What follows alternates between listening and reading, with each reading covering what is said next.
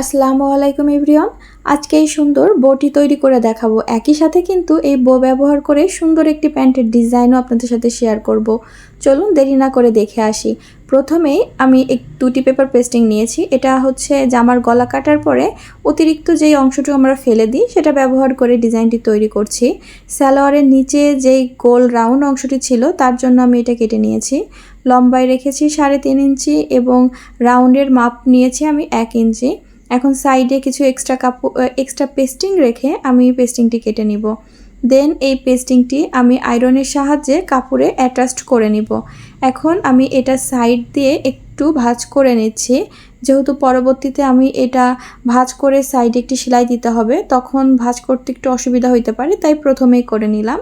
এখন ঠিক আপনার সালোয়ারের মাঝে এই অংশটি আপনি সুন্দর করে অ্যাটাচড করে নেবেন। খেয়াল রাখবেন যেন এই ডিজাইনটি একদম মাঝ বরাবর বসে, তা না হলে কিন্তু পরার পরে এই রাউন্ড অংশটি যদি সাইডে সরে যায় তাহলে কিন্তু ভালো দেখাবে না।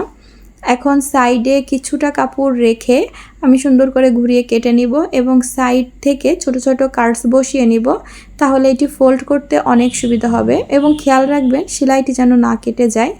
দেন আমি এটি উল্টে নেব এবং প্রথমে যে ভাঁজ করে রেখেছিলাম, এখন দেখুন জাস্ট কাপড়টি একটু আলতো করে উল্টে দিলেই কিন্তু ভাঁজ হয়ে যাচ্ছে, কিন্তু প্রথমে ভাঁজ না করলে কিন্তু আপনি এত ইজিলি ভাঁজ করতে পারতেন না, একটু অসুবিধা হতো। তো এইভাবে আমি এক চাপ বরাবর রেখে সেলাইটি কমপ্লিট করে নিব। দেন আমি নিচে ডাবল ফোল্ড একটি কাপড় অ্যাটাচ করব, তার জন্য 3 ইঞ্চি কাপড় নিয়েছি এবং এটি আমি সালোয়ারের নিচের দিকে রেখে কাপড়টি অ্যাটাচ করব এবং রাউন্ডের অংশ আসলেই আমরা দুটি মুখ এক পাশের একদিকে রেখে আমরা কিন্তু সেলাইটি করব। যেহেতু আমরা পেপার পেস্টিংটি কিন্তু এখানে ফাঁকা রাখছিলাম না কাটার সময়, এজন্য আপনারা যদি একটু সরিয়ে দেন তাহলে কিন্তু ঘেরের মাপটি বেশি হয়ে যাবে। এখন সেলাইয়ের অংশটি নিচের দিকে রেখে আমি এই কাপড়টি আবারও নিচের দিকে ভাঁজ করে দেন আমি উপরের কাপড়ের সেলাইয়ের একটু উপরে রেখে আমি সেলাইটি করে নিব। এটা সেলাইয়ের পরে এই কাপড়ের চওড়াটি থাকবে 1 ইঞ্চি। পরবর্তীতে আমি এর মিডিলে জাস্ট একটি সুন্দর বো তৈরি করেই বসিয়ে দিব। তবে এই ডিজাইনটি কিন্তু আরেক রকমভাবেও তৈরি করা যায়। আপনি দুই পাশ থেকে কাপড় সেলাই করে বো বেঁধে তৈরি করতে পারেন, তবে যারা বটি খুলতে চায় না, অ্যাটাচ চায়, তাদের জন্য এই ডিজাইনটি। এখন আমি বো তৈরি করার জন্য 3.5 ইঞ্চি চওড়া এবং এখানে আমি 17 ইঞ্চি লম্বা একটি কাপড় নিয়েছি এবং কাপড়টি ঠিক মাঝ বরাবর আমরা 2 কোণা থেকে সেলাইটি করে নিব এবং মাঝখানে কিছুটা অংশ আমরা ফাঁকা রেখে সেলাইটি করব, যেহেতু কাপড়টি আমাদের সোজা পাশে উল্টে নিতে হবে।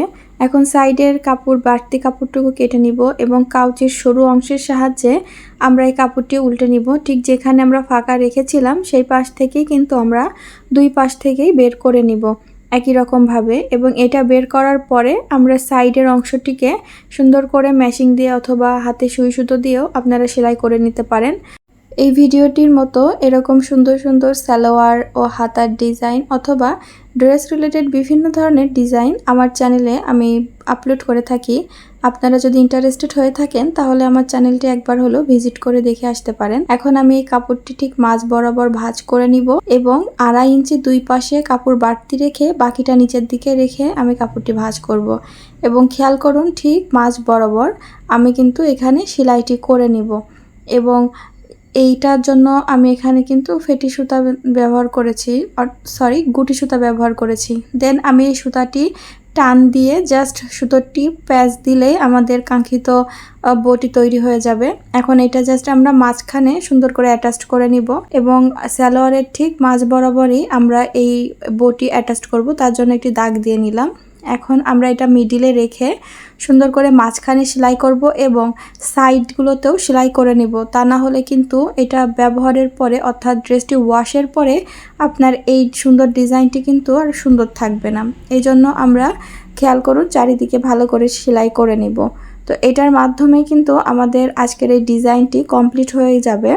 তো পরবর্তীতে যদি আপনারা এরকম আরও বিভিন্ন ধরনের ডিজাইন দেখতে চান তাহলে আমার চ্যানেলটি সাবস্ক্রাইব করে আমার চ্যানেলের সাথেই থাকতে পারেন। তো আজকে এখানেই বিদায় নিচ্ছি, দেখা হবে নতুন ভিডিওর সাথে।